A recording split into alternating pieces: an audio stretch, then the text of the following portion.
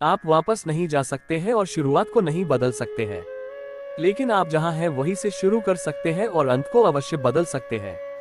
परिवार और समाज दोनों ही बर्बाद होने लगते हैं जब समझदार मौन और नासमझ बोलने लगते हैं। जीवन में यदि खुश रहना है तो अधिक ध्यान उस चीज पर दें जो आपके पास है, उस पर नहीं जो दूसरों के पास है। प्रेम शरीर या सुंदरता को देखकर नहीं होता है, प्रेम हृदय से होता है। जहां दो हृदय मिल जाए वही प्रेम जन्म लेता है। जिसने मन को जीत लिया है उसके लिए मन सबसे अच्छा मित्र है, लेकिन जो ऐसा नहीं कर पाया उसके लिए मन सबसे बड़ा दुश्मन बना रहेगा। जिस भाव से सारे लोग मेरी शरण ग्रहण करते हैं, उसी के अनुरूप मैं उन्हें फल देता हूँ। जो आपका है वो आपको मिलकर ही रहेगा, फिर चाहे उसे छीनने के लिए पूरी कायनात एक हो जाए। मेरा तेरा, छोटा बड़ा, अपना पराया, मन से मिटा दो, फिर सब तुम्हारा है और तुम सबके हो। रोना बंद करो और अपनी तकलीफों से खुद लड़ना सीखो, क्योंकि साथ देने वाले भी शमशान से आगे नहीं जाते। जिसने मन को जीत लिया है उसने पहले ही परमात्मा को प्राप्त कर लिया है, क्योंकि उसने शांति प्राप्त कर ली है। ऐसे मनुष्य के लिए सुख दुख, सर्दी गर्मी और मान अपमान एक जैसे हैं। सुंदरता आपके दृष्टिकोण में होती है। किसी को कीचड़ में खिला कमल भी लुभाता है और किसी को चांद में भी दाग नजर आते हैं।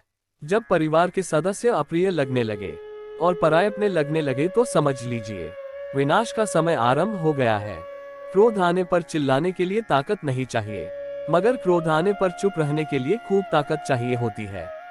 प्रेरणा का सबसे बड़ा स्रोत आपके अपने विचार हैं, इसलिए बड़ा सोचे और खुद को जीतने के लिए हमेशा प्रेरित करें।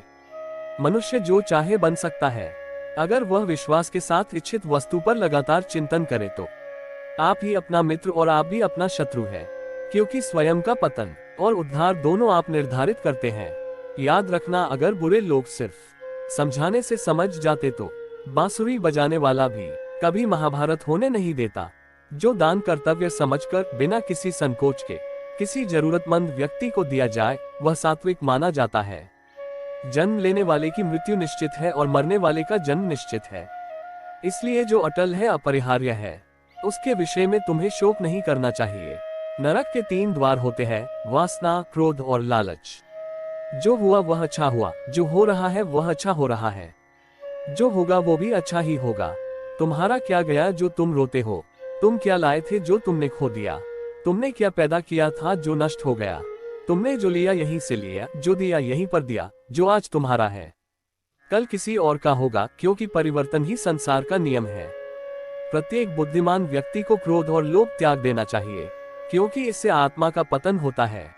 जब उम्मीदें टूटने लगे, कोई रास्ता दिखाई ना दे, तो एक बार भगवद गीता की शरण जरूर ले लेना। बुराई बड़ी हो या छोटी हमेशा विनाश का कारण बनती है, क्योंकि नाव में छेद छोटा हो या बड़ा नाव को डुबा ही देता है।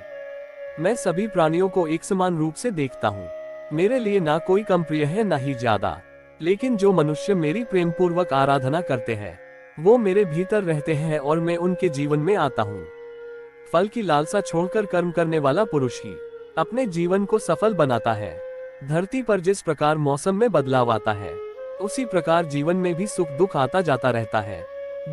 हे अर्जुन, मन अशांत है और इसे नियंत्रित करना कठिन है, लेकिन अभ्यास से इसे वश में किया जा सकता है।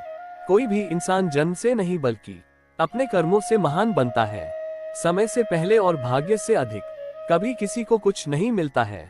सदैव संदेह करने वाले व्यक्ति के लिए प्रसन्नता न इस लोक में है और न ही परलोक में। जो व्यवहार आपको दूसरों से पसंद ना हो, ऐसा व्यवहार आप दूसरों के साथ भी ना करें। जब जब इस धरती पर पाप, अहंकार और अधर्म बढ़ेगा, तो उसका विनाश कर पुनः धर्म की स्थापना करने हेतु मैं अवश्य अवतार लेता रहूंगा। ये सृष्टि कर्म क्षेत्र है, बिना कर्म किए यहाँ कुछ भी हासिल नहीं हो सकता। मनुष्य अपने विश्वास से निर्मित होता है।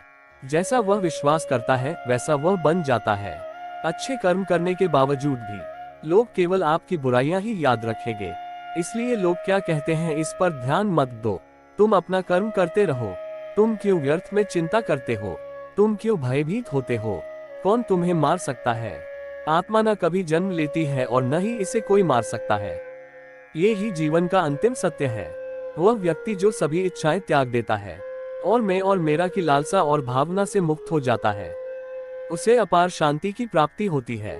कर्म करो, फल की चिंता मत करो।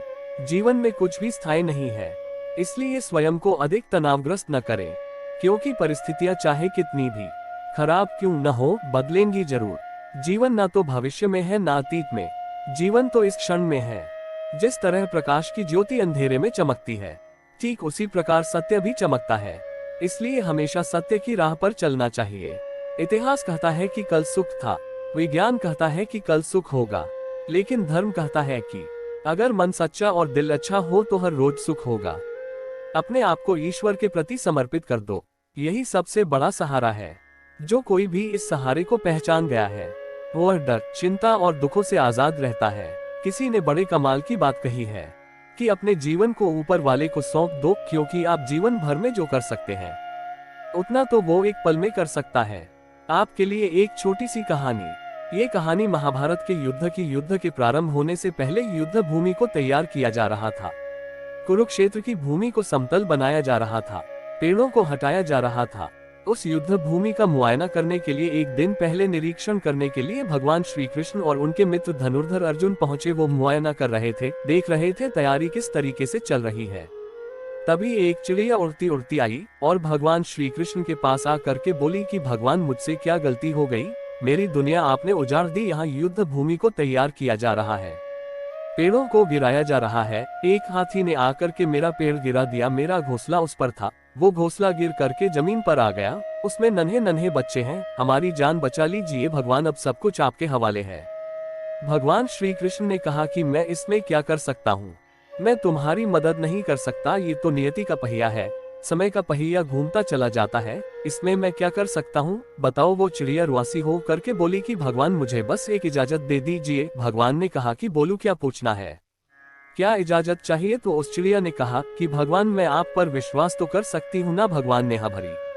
अगले दिन युद्ध शुरू हुआ और युद्ध की शुरुआत से पहले भगवान श्री कृष्ण ने अपने दोस्त अर्जुन से कहा, अपने मित्र से कहा कि मुझे अपना धनुष और एक तीर दे दो, एक बॉन्ड दे दो। अर्जुन ने अपना धनुष सौंपने से पहले पूछा कि केशव, आपने तो प्रतिज्ञा ली थी कि आप शस्त्र नहीं उठाएंगे, क्योंकि अर्जुन की भगवान को शस्त्र क्यों उठाना पड़ रहा है, ऐसा क्या हो गया। तो भगवान श्री कृष्ण ने कहा कि उस सामने हाथी देख रहे हो, उस हाथी ने उस चिड़िया का घोंसला गिराया, उस पेड़ को नष्ट कर दिया जिस पर उस चिड़िया का घोंसला था, मुझे कुछ तो करना पड़ेगा।